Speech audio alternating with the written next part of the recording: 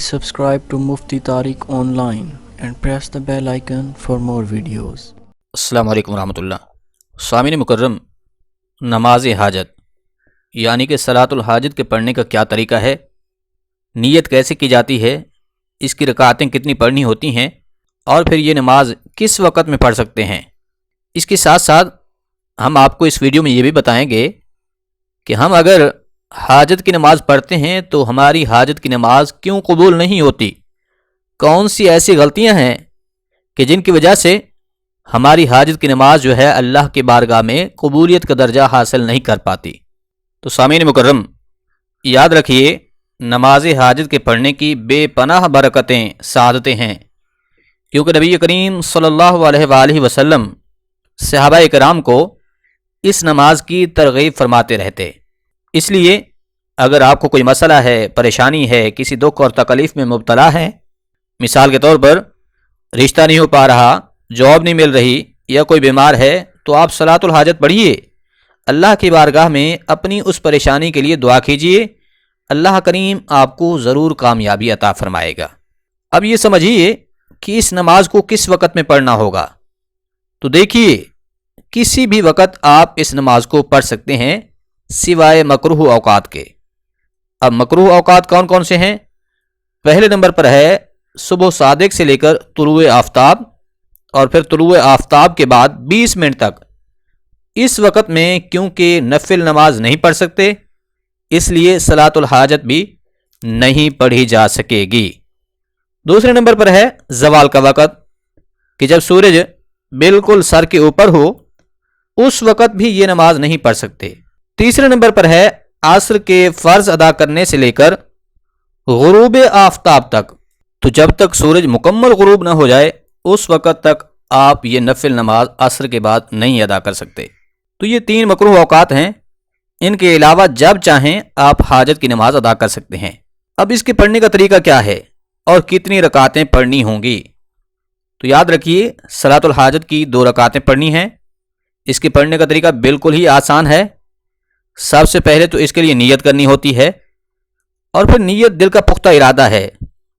زبان سے اگر آپ نیت کے الفاظ ادا کرنا چاہتے ہیں تو وہ اس طرح سے کریں گے: میں نیت کرتا ہوں 2 رکعت نماز نفل صلاۃ الحاجت کی، واسطے اللہ تبارک و تعالی کے، منہ میرا قبلہ کی طرف، اللہ اکبر۔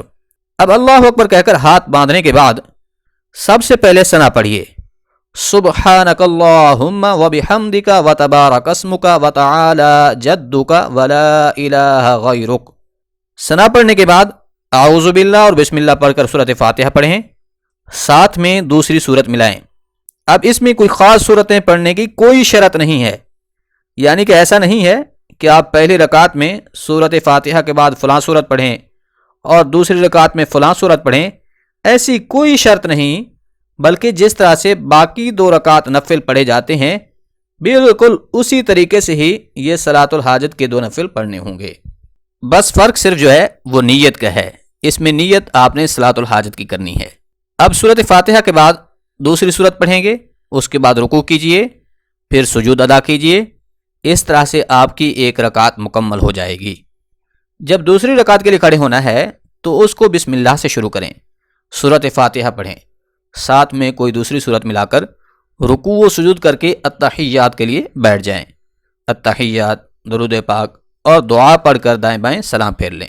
اب جب نماز پڑھ چکیں تو پھر دعا کریں، اور دعا بھی آداب دعا کے ساتھ کریں، کیونکہ بعض لوگ غفلت میں دعا کرتے ہیں، یعنی کہ زبان سے الفاظ تو ادا ہو رہے ہوتے ہیں، مگر ایک تو دل میں یقین کمزور ہوتا ہے، دوسرا دھیان بھی کہیں اور ہوتا ہے۔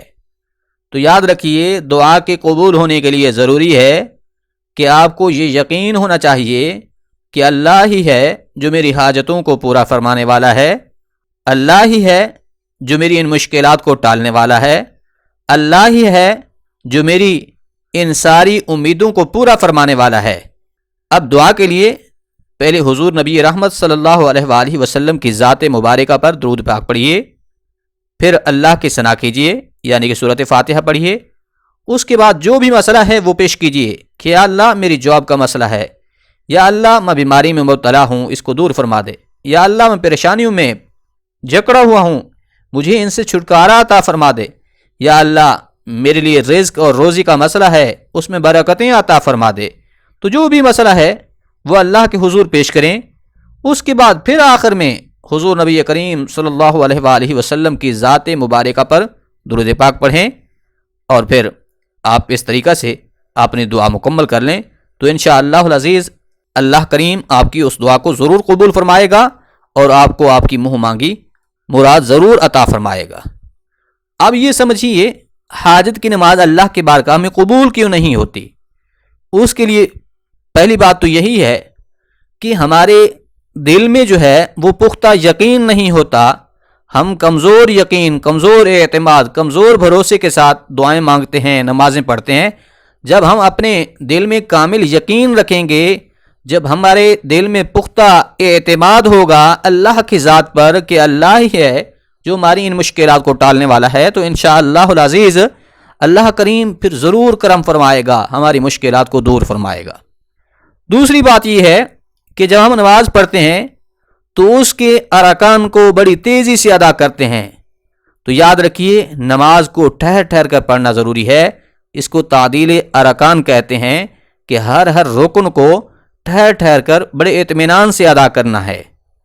تیسری بات یہ ہے کہ جب ہم وضو کرتے ہیں تو اس وضو میں بھی ہم جلدی کرتے ہیں، تو اس لیے ہمیں دیکھنا ہوگا کہ ہم جو وضو کر رہے ہیں آیا کہ کامل وضو کر رہے ہیں، مکمل وضو کر رہے ہیں، کہیں کسی عضو میں کمی بیشی تو نہیں کر رہے کسی عضو کے دھونے میں، کیونکہ نبی کریم صلی اللہ علیہ وآلہ وسلم کی بارگاہ اقدس میں حضور کا جو صحابی آ کر حاجت کے لیے التجا کرتا تو حضور فرماتے اسباغ الوضو کہ اپنے وضو کو کامل کرو، مکمل وضو کرو، پورا وضو کرو، اس میں کوئی کسی قسم کی کمی بیشی نہ ہو۔